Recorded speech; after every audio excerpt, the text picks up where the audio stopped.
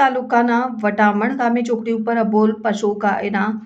પગ ઉપર ટાયર ફરી વળતા માલધારી સમાજના યુવાનો હરમેશ ગાયોની સેવા કરવા આગળ આવે છે। વટામણ ચોકડી ઉપર અબોલ ગાય માતા ગાડીઓના ધુમાડાને લીધે મચ્છર કે જીવજંતુ ના કરડે એટલા માટે રોડ ઉપર સર્કલની આજુબાજુ ગાયના ટોળા બેઠા હોય છે।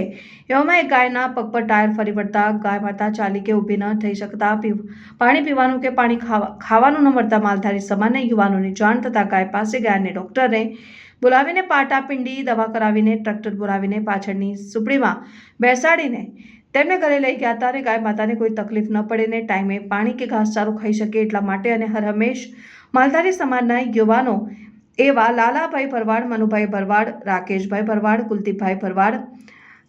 ગંદુભાઈ ભરવાડ, લાલાભાઈ ભરવાડ ને ગનાભાઈ ભરવાડ આગળ આવીને હરહમેશ આવીને સેવા કરવા ખડે પગે ઊભા હોય છે।